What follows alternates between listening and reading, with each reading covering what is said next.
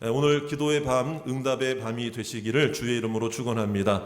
우리 옆에 계신 분들, 앞뒤에 계신 분들에게 우리 한번 인사하겠습니다. 오늘은 응답의 밤입니다. 오늘은 기도의 밤입니다. 예, 격려하시겠습니다. 네. 자, 오늘 우리에게 격려하고 다른 이들을 축복한 만큼 우리에게도 은혜를 주실 줄 믿습니다. 하나님께만 소망을 두고 하나님께 의지하고 또 믿음으로 바라보는 우리 청년들 또 젊은이들과 우리 모든 성도님들 다 되시기를 주의 이름으로 축원합니다. 오늘 다윗의 시편이 계속되고 있습니다. 오늘 63편에 보시면 표제어가 또 등장을 하지요. 자, 다윗이 어디에 있을 때라고 그랬습니까? 다윗이 어디에 있을 때요? 유다 광야에 있을 때. 자, 여러분, 다윗이 왜 유다 광야에 있게 되었을까요? 다윗은 왕이었잖아요. 왕궁에 있어야지, 왕이. 왜 지금 광야에 있느냐 이 말이에요. 왜 광야에 있을까?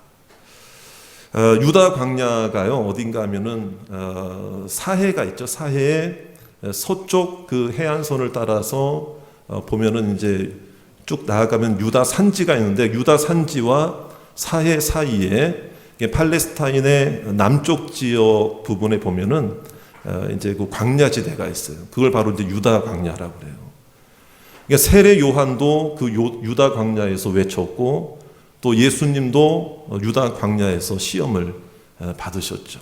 돌로 떡을 만들어라. 그러니까 유다 광야는요, 1년 강수량이 한 100mm에서 150mm 정도밖에 안 된다는 거예요. 그러니까 물이 없어요. 물이 없어요. 자, 심한 지역은 50mm 정도밖에 또 안 된다는, 1년 강우량이. 이건 뭐 말 다 했죠, 뭐 여러분. 그러니까 이런 곳에 왜 다윗이 있었을까? 이걸 한번 생각해 보자는 거예요. 왕궁에 있어야 할 다윗이. 자, 더군다나 오늘 이 다윗의 고백이 뭐냐? 자, 여러분 1절에 있는 말씀에 보면 저를 따라 합시다. 물이 없어 마르고. 자, 뭐가 없다는 거예요? 물이 없다. 물이 없어 마르고. 자, 어떤 땅이라고 그랬습니까? 황폐한 땅이죠. 자, 왜 이런 상황을 만났을까? 다윗의 시편, 유명한 시편 23편을 보면, 자, 하나님은 나의 목자신데 우리를 뭐예요? 푸른 풀밭과 쉴 만한 물가로 인도하신다는 그 고백도 사실은 누가 한 고백입니까? 다윗의 고백이거든요. 그런데 오늘은 정반대의 고백을 하고 있다 이 말이에요. 황폐한 땅, 광야에, 그 다음에 물이 없어 마르고. 그러니까 지금 다윗의 상황이 왜 이렇게 되었을까? 이것을 우리가 한번 생각해 보고, 또 이런 상황 속에서 다윗은 뭘 했는지를 우리가 한번 돌아보면서, 오늘 우리도 하나님 앞에 마치 광야와 같은 인생길을 걸어가고 있는 성도님들이 혹시 계신다면, 오늘 그 광야, 황무지, 황폐한 땅이 푸른 초장이 되시기를 주의 이름으로 축원합니다. 그래서 오늘 말씀에 보면 이 유다 광야에 있을 때 왜 유다 광야로 지금 간 줄 아세요, 여러분? 무슨 뭐 순례길을 나선 걸까요? 그게 아니에요, 여러분. 계속 지금 이제 지난주 시편과 이어지는데, 아들 압살롬의 반역이 일어나서 쫓겨다니는 신세가 되고 만 거예요. 그러니까 요단 동편 쪽으로 가기 위해서 이제 거쳐 가야 할 어떤 그 경로가 되었던 거예요. 그래서 유다 광야에 계속 머물지는 않죠, 사실은요. 목적지는 따로 있어요. 그런데 어쩔 수 없으니까 이 유다 광야에까지 이 다윗이 피신을 해 있는 상태예요. 결국에는 몸도 광야에 있고, 자, 마음도 어떤 상태일까요? 몸도 광야일 뿐만 아니라, 저를 따라 합시다. 몸도 광야요. 그 다음에 뭐도 광야겠어요? 마음도 광야죠. 영적으로도 마찬가지예요. 그럴 때 인간에게 드는 생각 중에 하나가 뭐냐면, 하나님이 왜 나를 돌보시지 않을까? 이런 생각이 들면은요, 영적으로도 광야 상태가 된단 말이에요. 몸도 광야, 마음도 광야, 영혼도 광야의 모습이 될 수밖에 없는 다윗의 모습이에요. 자, 이때 다윗이 뭐 했느냐? 뭐를 놓치지 않았느냐? 이게 이제 우리가 오늘 이 말씀을 통해 기도 제목으로 삼아야 할 말씀이 되기를 주의 이름으로 축원합니다. 한마디로 먼저 결론부터 말씀드리면 몸도 광야, 마음도 광야, 영적인 모습도 광야의 상황 속에서 다윗은 그럼에도 불구하고 찬양을 놓치지 않았다는 거예요. 할렐루야. 찬양을 놓치지 않았다.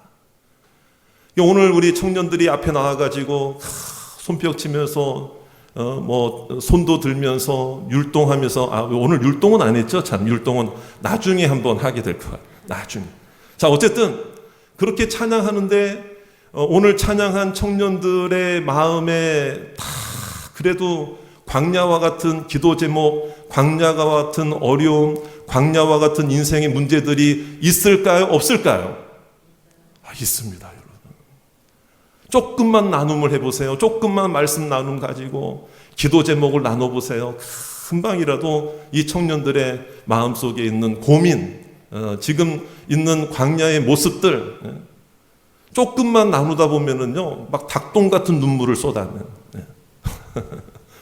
그냥 생기발랄하게 찬양하고 열정적으로 찬양하는 것 같으니까 우리 청년들의 몸도 마음도 영혼도 그냥 막 날아다닐 것만 같고 창공을 홀홀 날아다닐 것만 같고 푸른 초장이 있을 것만 같은데 그게 아닌 우리들의 모습도 마찬가지죠. 여러분 청년들도 마찬가지지만 그러니까 여러분 이 다윗의 심정을 우리가 생각할 때 놓치지 않았던 그럼에도 불구하고 따라합시다. 그럼에도 불구하고 놓치지 않았던 것이 뭐냐? 바로 찬양이었다 이 말이에요. 여러분 마음은 광야와 같아도 우리의 입술을 통해 우리의 마음이 하나님을 향해 찬양하는 것을 놓치지 마시기를 주의 이름으로 축원합니다.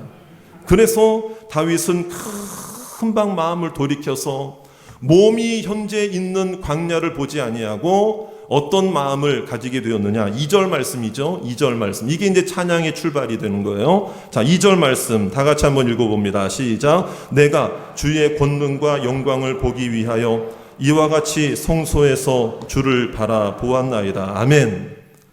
여러분 성소라고 하는 것이 주님의 임재하심이에요.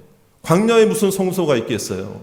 그런데 이 말은 뭐냐? 다윗이 늘 성소에서 성소에서 하나님을 바라보던 그 중심과 마음을 가지고 이 광야의 몸은 있지만 그 마음을 가지고 와서 하나님은 무소부재 어디에도 아니 계심이 없는 하나님이시기 때문에 광야에서도 하나님이 함께 하시고 임재하시면 여기가 성소가 될 줄 믿습니다.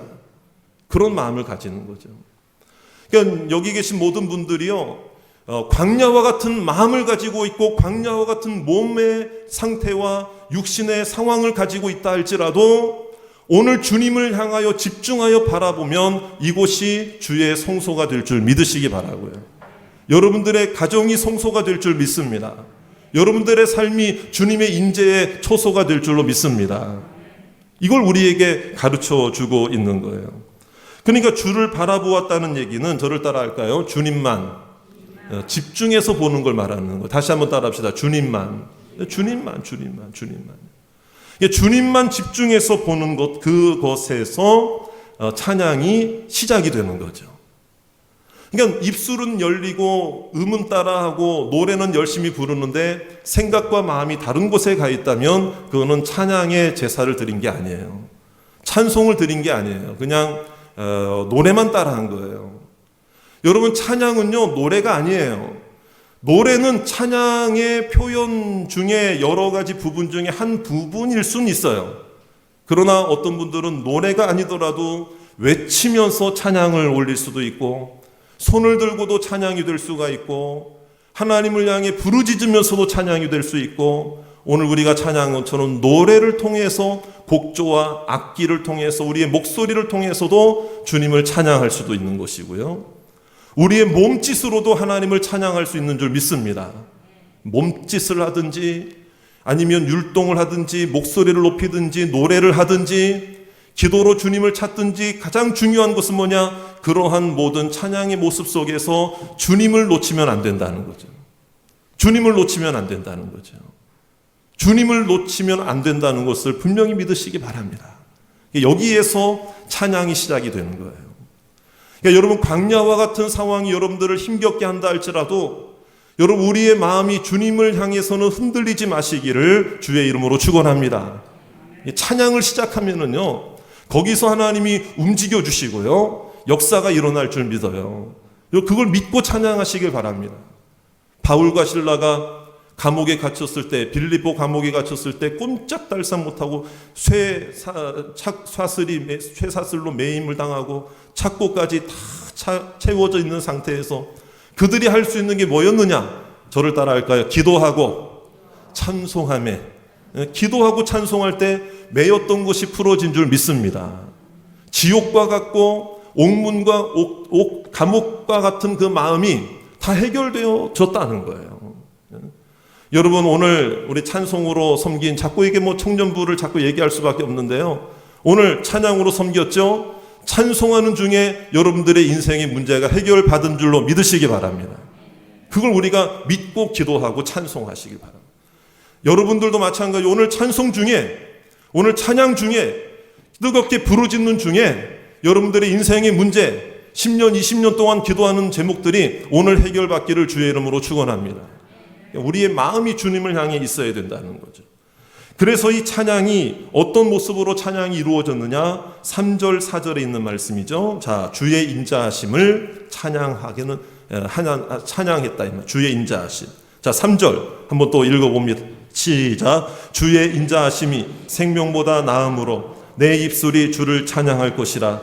이러므로 나의 평생에 주를 송축하며 주의 이름으로 말미암아 나의 손을 들리이다. 할렐루야. 인자하심이 뭘까요? 인자하심의 성경적 표현은 끝이 없는 사랑을 말하는 거예요. 끝없는 사랑, 끝이 나지 않는, 끝이 안 보이는 사랑, 그게 바로 하나님의 사랑이에요.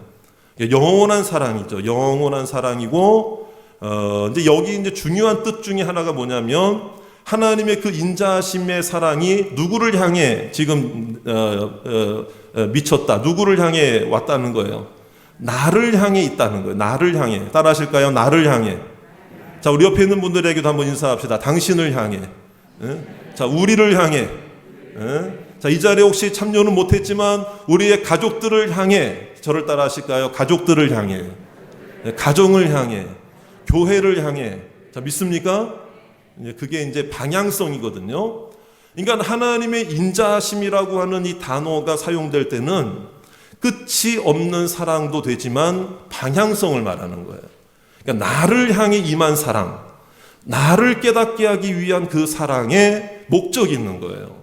그 사랑을 이야기할 때 바로 하나님의 인자하심, 그러는 거예요. 여러분, 광야에 있는 몸이고 마음이고 힘든 다윗의 심정이지만 찬양할 때 왜 힘을 받은 줄 알아요? 하나님이 이 광야에 내가 비록 있지만 나를 향한 사랑을 지금도 보여주고 계시는구나. 이제 그걸 깨달으니까 힘이 나는 거예요, 여러분. 이게 바로 은혜예요, 은혜. 그런데 하나님의 은혜의 성격은 상호 주고받는 은혜가 아니에요. 내가 뭔가 자격이 있어서 하나님 앞에 뭘 하나 드리고 하나님께서 날 뭘 또 주고 기브 앤 테이크라고 그러잖아요. 여러분, 그런 주님과의 딜을 하고 뭐 밀당을 하든 그런 종류의 사랑이 결코 아니에요. 하나님의 은혜라고 말할 때는, 하나님의 사랑이라고 말할 때는 항상 그 안에 포함되어 있는 것이 뭐냐? 죄인인 나를 향한 일방적인 은혜예요. 할렐루야. 일방적인 강권, 이걸 이제 성경적으로 말하면 강권적인 역사하심인 거예요. 강권적인 사랑인 거예요. 흔들리지 않게 하시는 거예요. 실망하지 않게 하시는 거예요. 저와 여러분이 오늘 하나님의 인자하심, 여러분 찬양의 가사로만 생각하지 말고 그 찬양을 하는 동안에 여러분 강권적이고 일반적인 하나님의 은혜와 사랑이 나를 꼭 붙잡고 있는 것을 체험하시기를 주의 이름으로 축원합니다. 흔들리지 않는 거죠. 상황은 광야인데 마음은 천국이에요. 상황은 광야인데 마음은 옥토가 되는 거예요. 이걸 다윗이 깨달았기 때문에 주의 인자하심, 다른 것, 뭐 주의 이름을 찬양합니다, 이래도 되는데, 자, 주의 인자하심이 생명보다 낫다. 내가 아무리 내 생명을 지키려고 해보세요. 생명 지켜집니까? 아니죠. 하나님 안에 육신의 생명도 있고 하나님 안에 영혼의 생명도 있는 줄 믿습니다. 그 생명이심을, 주님은 나의 생명이심을 발견하는 것, 이것이 바로 찬양의 능력인 거예요. 주님의 사랑을 찬양하면 찬양할수록 여러분 우리는 생명의 열매를 맺게 될 줄 믿습니다. 살아날 힘이 생기고 이겨낼 힘이 생기고 지혜도 주실 줄 믿습니다. 여러분들 학업 생활, 직장 생활, 하나님이 일방적인 은혜를 허락해 주실 때 지혜도 주시고 길도 열어주시고 여러분 만남의 복도 주실 줄로 믿습니다. 우리 청년들 이때 좀 아멘을 크게 하셔야 되는데 다 나한테 대한 지금 이게 말씀의 선포거든요. 예, 그렇게 될 줄로 믿습니다. 아멘. 예. 여러분 청년의 때는 훨씬 넘었어도 우리 여기 부모님들도 그렇게 될 줄 믿습니다. 왜? 마음은 청춘이잖아 지금. 마음은 청춘이잖아요.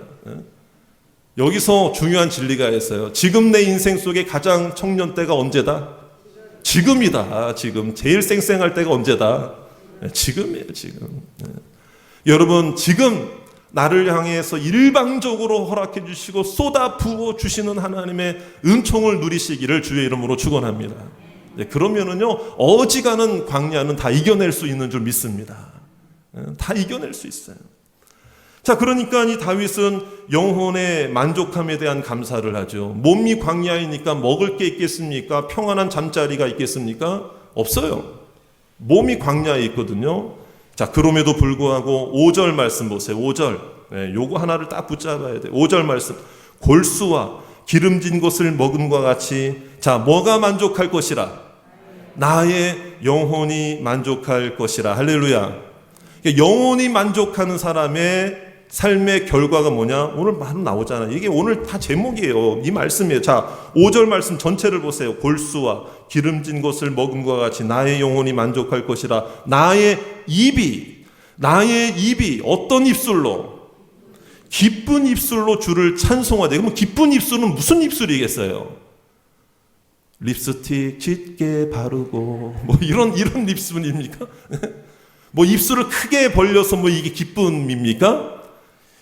여기서 말하는 기쁜 입술이라고 하는 건 입술의 모양이나 입술을 치장하는 그걸 말하는 게 아니라 여러분 입술을 통해서 선포하는 언어를 말하는 거예요.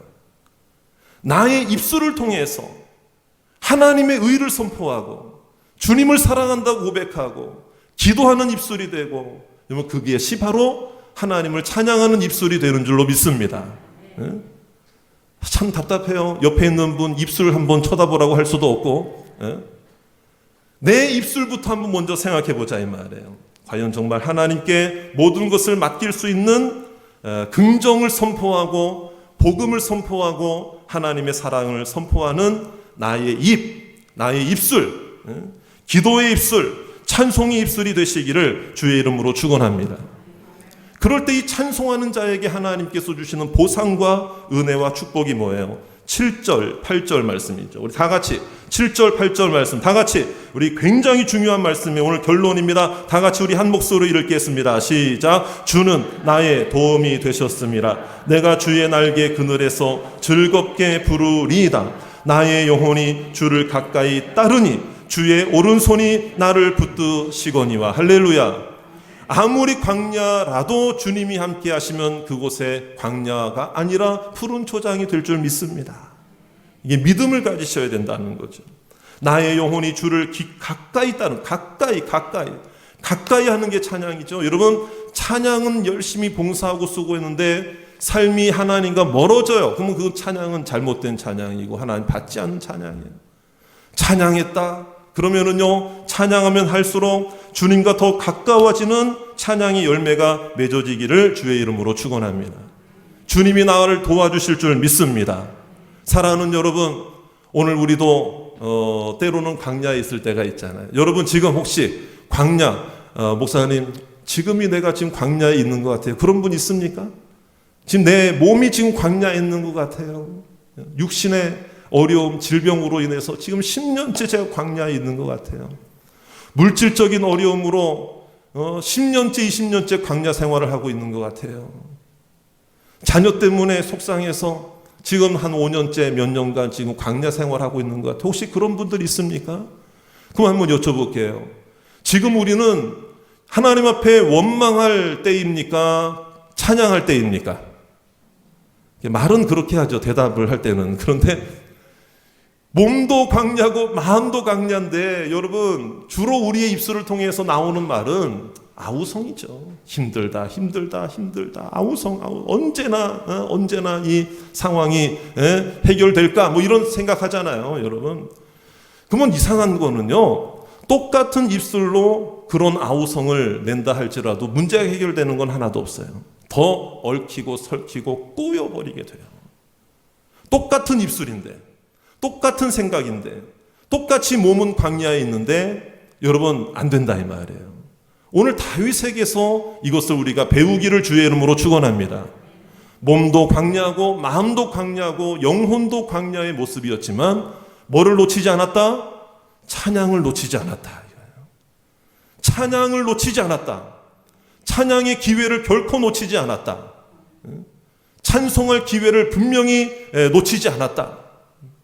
주님과 가까워졌고 주님이 나를 도와주시는 것을 경험했고, 그래서 우리의 입술부터 변화되어지게 되면 마음의 열매가 맺어지게 되는 것이고요. 여러분 어떤 상황에서도 흔들리지 않는 자로 오늘도 세워지게 될 줄 믿습니다.